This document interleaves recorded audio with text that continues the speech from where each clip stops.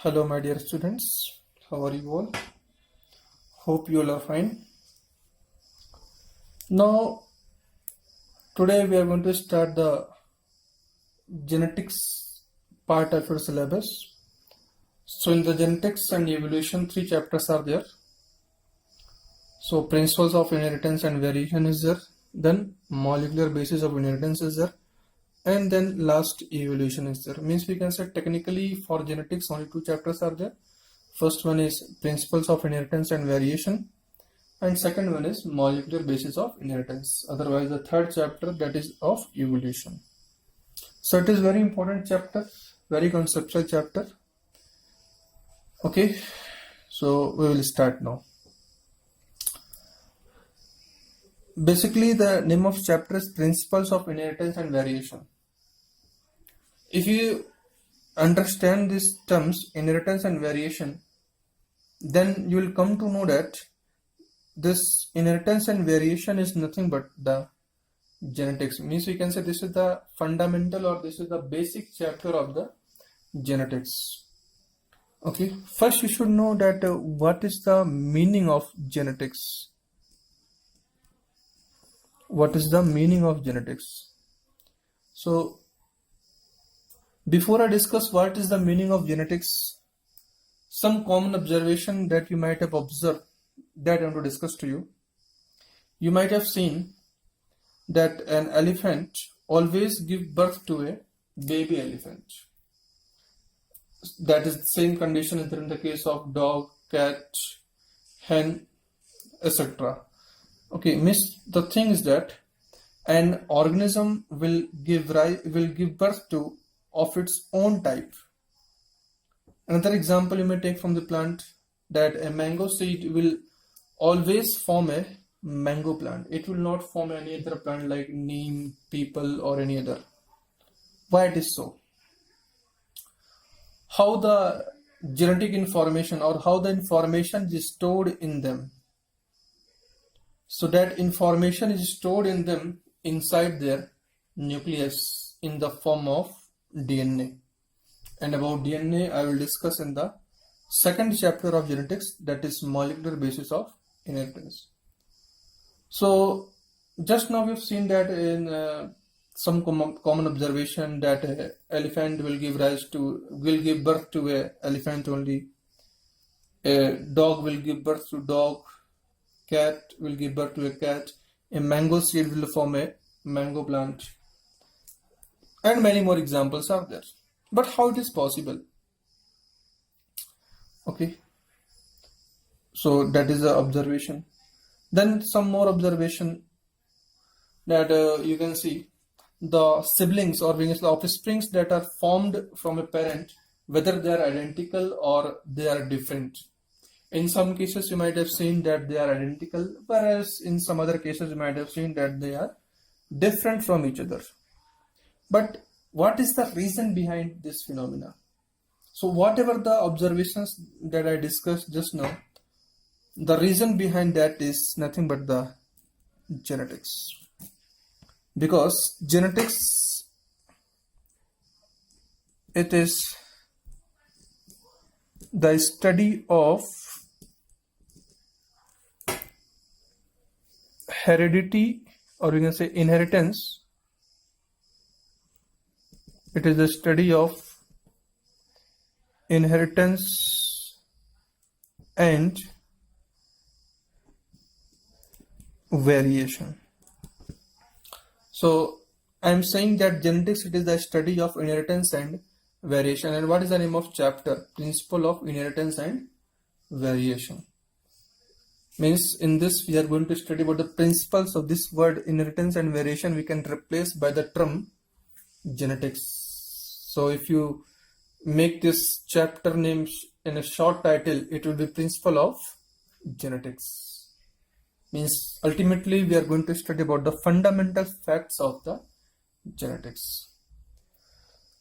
Clear? So what is genetics? It is the study of inheritance and variation. Now you should understand the meaning of these two terms, inheritance as well as variation.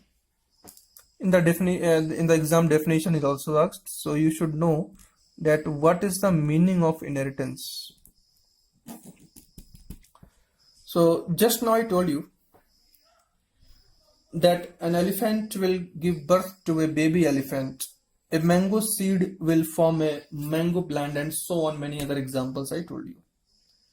So this phenomena of transmission of characters, obviously the character of a baby elephant will match from the mother elephant, means the mother from, or we can say from the elephant from whom it has got the birth.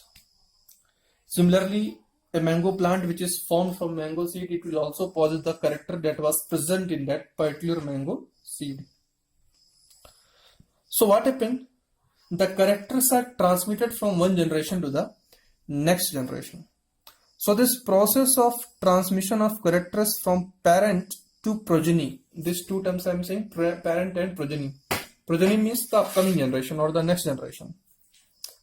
You can say progeny or you can say offspring also. Both the meanings are same. So this phenomena of transmission of characters from parent to progeny is called as what? Inheritance. And very important, this inheritance is the basis of heredity. Heredity, this is a very common term that you are using, that we got is in the heredity. Heredity means from the ancestors. Means this phenomena of inheritance is the basis of the heredity. Okay, so that's why this inheritance and heredity, they can be used interchangeably. Okay, they can be interchanged with each other, but remember that inheritance is the basis of the heredity. So definition you may write down. Inheritance is the process by which characters are transmitted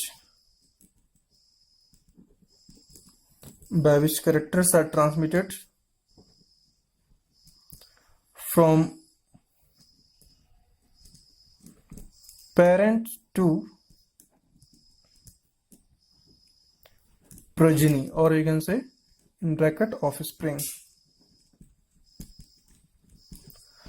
So this inheritance is the process by which the characters are transmitted from parent to progeny.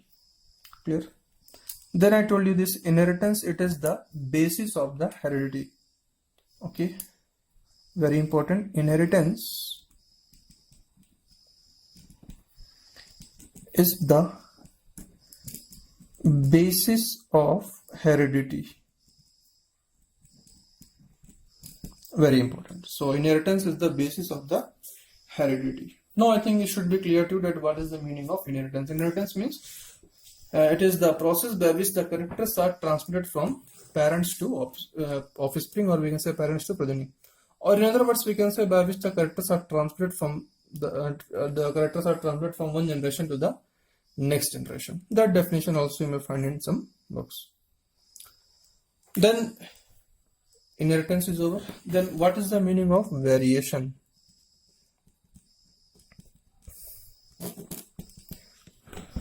Now, one more condition I discussed, that all the siblings or all the offsprings that are formed from a parent, do you think that they are similar to their parents or they possess some difference also?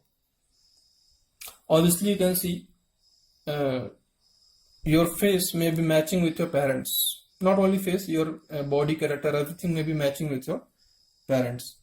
But do you think that your face, or we can say your body character, that exactly similar to any of the parents? I think no. You may not be exactly similar to any of your parent. Some difference may be there between you and your parents. This is one form of difference. Or suppose if you are 2 or 3 sisters or brothers, in that condition also you might have observed that your appearance may not be same as that of your brothers or sisters' appearance. Or we can say your appearance may not be exactly same as that of your siblings. Why? Why that difference is there? That difference is there, that is because of variation. So what is the meaning of variation? Variation means the degree of change, that the progeny differs from their parents and among the siblings. So both the difference are there. They differ from their parents as well as among the siblings. So that difference, or we can say that degree of change that an organism, or we can say that the progeny possesses, that is called as what? Variation. Clear? So variation is degree of change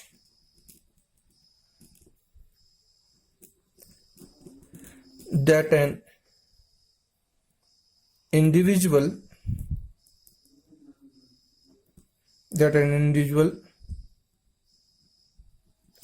possesses from their parents as well as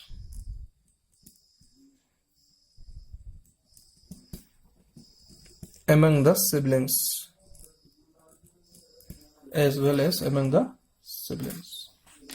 So this is the meaning of the genetics, or we can say this chapter, inheritance and variation. And in this chapter we are going to study about these two only, inheritance and variation. Clear? So this is the basic fundamental of this chapter. Clear? Now ultimately in this chapter we have to study about the Mendel's law. So who is Mendel? This name is very famous. You might have studied in lower classes also. So Mendel, Gregor Mendel, he is known as the father of genetics. Clear? So in this chapter we are going to study about the studies that was conducted by the Mendel. So the first heading of this, or we can say the main heading of this chapter, is Mendel's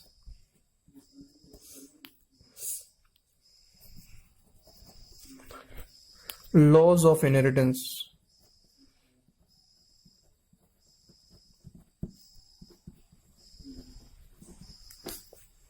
Mendel's laws of inheritance.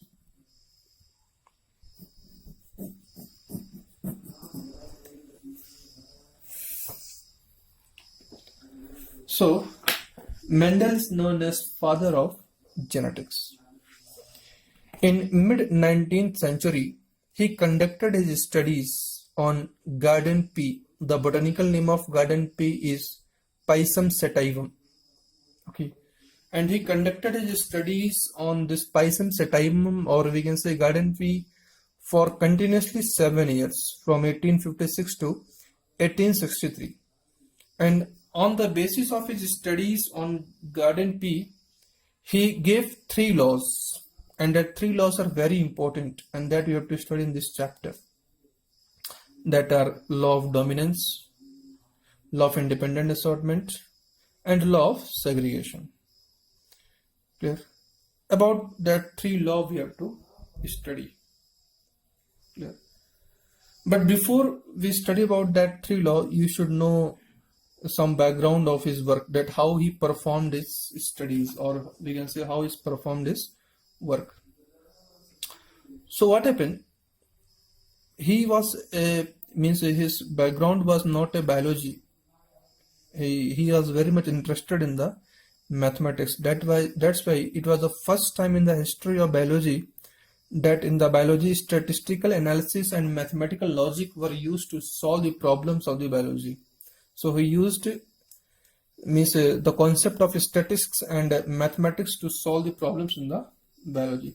And that was the reason that his theory was not accepted by the scientists at that time. But when he was no more, after his death only, his work was recognized. How his work was recognized, that we will discuss in this chapter in the coming discussion.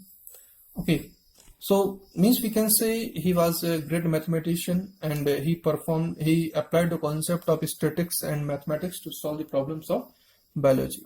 And also when he conducted his experiments, his sampling was very large. Sampling means the sample which he took, that was very large, so that he can get a proper result of that. Means when the sampling will be large, then the result will be proper and more appropriate. Suppose if you are going to study about 2 plants or 3 plants, then you may not get the exact result. But if you are going to study on a population of 1,000 plants, then you may get the exact results. Clear? So this was the first method, that his sampling size was very large. And second very important work culture that was followed by the Mendel, that he selected true breeding pea plant varieties. What is the meaning of true breeding pea plant varieties? What happened? Well, first you should know that why he selected the pea plant only. Some 2-3 factors you should know, that why the Mendel selected pea plant only for his studies. The first factor is that the lifespan of pea plant is very short. Okay, hardly 5 to 6 weeks. So if the lifespan is very short, then in a single year he can study multiple generation. You can see he's conducted his study for the 7 years. So in that 7 years, multiple generations he studied about the pea plant. So this was the first beneficial aspect of the pea plant, that its lifespan was very short, only 5 to 6 weeks. Clear? Then the second factor was the characters was very much visible, or we can say the characters can be easily identified in the pea plant, that you can easily identify whatever the characters that they possess. And the third factor is that they naturally they are self-pollinating plants, but you can perform the cross-pollination also. Means as per your choice, different types of pollination can be performed in them. Means self-pollination is naturally, but on requirement you can perform cross-pollination also. Okay, so some points write down. So Mendel's law of inheritance. In mid 19th century,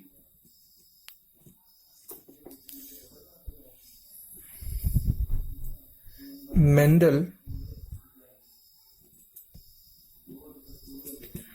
gave the law of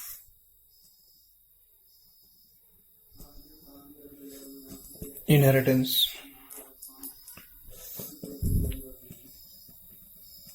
Mendel performed his hybridization experiments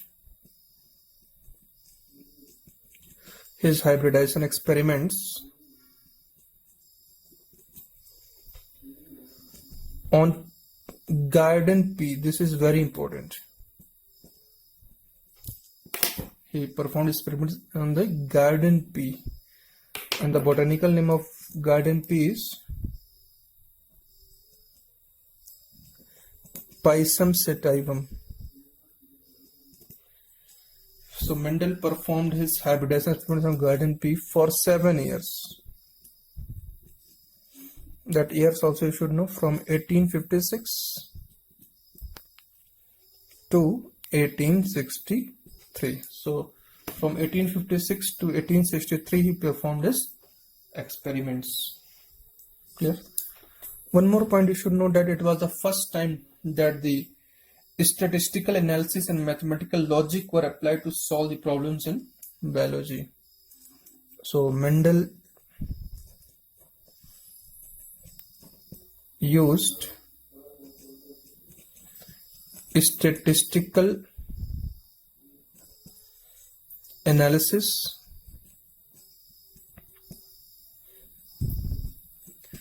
and mathematical logic to solve problems in biology. Now a small heading we write down.